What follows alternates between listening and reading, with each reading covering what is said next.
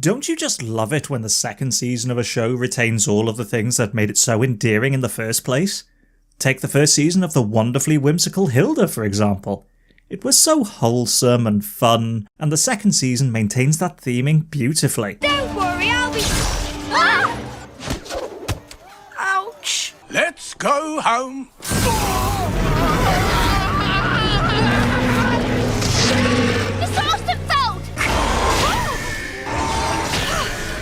Yep, nothing but pure and innocent stories here. Hello friends, I am Welshie, and welcome to Theory Pop. As you might have guessed, in today's video we're going to be looking at the criminally underappreciated Netflix show, Hilda. The first season of this wonderful animated series was released in September of 2018, and a second season was confirmed for production soon after. While fans of the show had to wait a little over 2 years for the new episodes to materialise, it was absolutely worth waiting for, with gorgeous animation and fantastic stories. While it kept much of the same sense of adventure and fun as the first season, these new episodes dealt with some darker themes. Some of those thematic choices come from different sources of inspiration and homages woven into the fabric of the show. The world of Hilda takes plenty of inspiration from Scandinavian folklore, but also has nods to other stories, like this old blue engine visiting from the island of Sodor.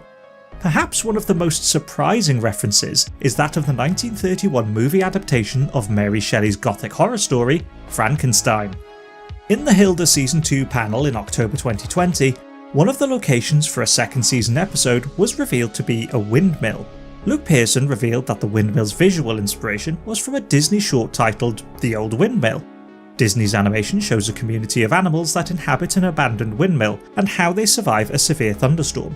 The mill in Hilda also has various animals living in and around it, and it's clearly been out of use for some time. However, it was Andy Coyle, the director of the show, that mentioned an unexpected reference. And I would also say a good point of reference there too was sort of a Frankenstein homage, which I don't know, that is enough to say about that. We don't want to give too much away, but what that might mean. And yeah, there's definitely some similarities between the classic monster movie and this episode of a children's cartoon. The episode The Windmill focuses on disgraced scientist and meteorologist Victoria Van Gale.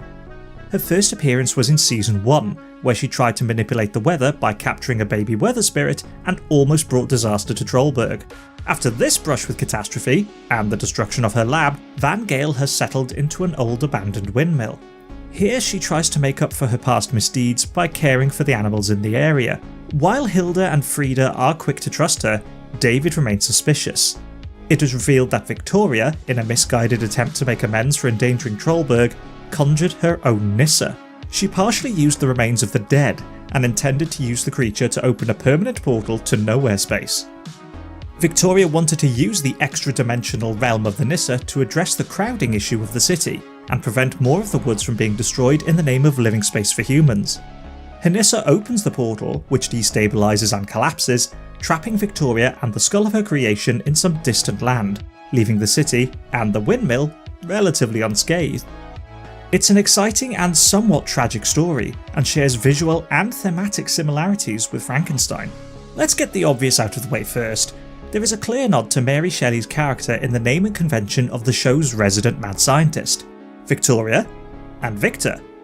There's also the matter of her full name, Victoria Van Gale, which shares a pattern with the popularised naming of Victor von Frankenstein.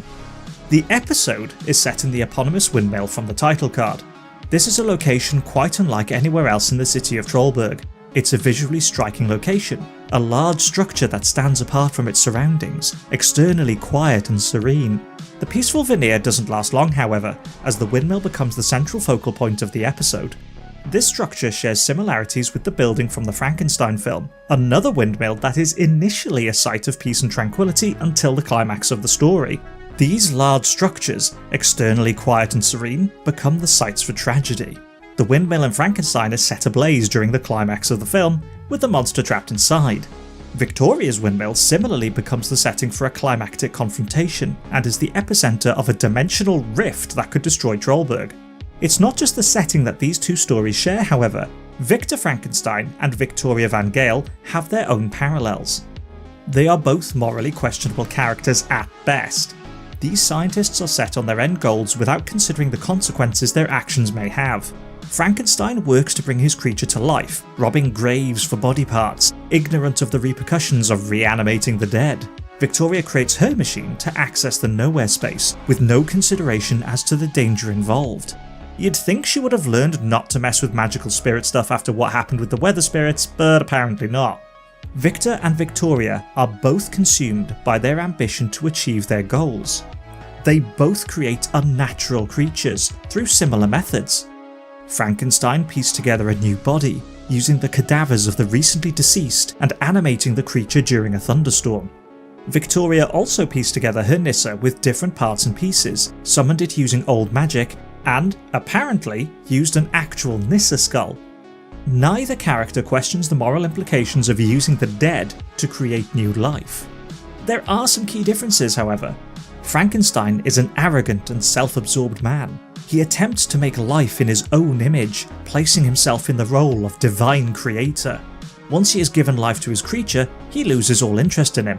Frankenstein was so utterly obsessed with this project, with the creation of life, but once he has succeeded, he effectively abandons the creature.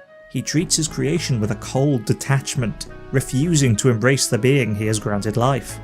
Victoria's motivations are less selfish, as she is at least operating under the guise of doing something good. While she shares Frankenstein's obsessiveness, being single-mindedly focused on creating the portal to nowhere space, she truly believes it is for the benefit of Trollberg. She is also trying to make up for her actions from Season 1, the imprisonment of a baby weather spirit. Victoria treats her creation with more compassion than Frankenstein treats his creature. Where Frankenstein is disdainful of the life he created, refusing to even touch the life he has made, Victoria is kinder and less detached. She speaks directly to her Nisse, and at one point even tenderly kisses it on the head. It is the key component to her end goal, but she could easily have made this thing and treated it as an object, rather than the living being it appears to be. The final shot of Victoria and her creation are of them stranded in an unknown location, as the scientist soothes the rattled skull of the Nisse, which is a bit nicer than what happens in Frankenstein, where the creature is burned alive inside a windmill. There are some similarities between the story of Frankenstein and this episode of a children's animated show. Gothic horror may not seem like the most likely or even appropriate of sources to inspire a story intended for a young audience, but there are thematic and visual elements that translate over well. Both stories warn of the dangers of being obsessed with an end goal, to the point of ignoring the potential dangers along the way. Both Frankenstein and Victoria learned this the hard way. But what do you think? Did Victoria act a little too much like Frankenstein? What other stories or references have you found in Hilda? Let me know in the comments. If you enjoyed the video, hit the like button, subscribe to stay up to date with the latest videos and theories, and I'll see you next time.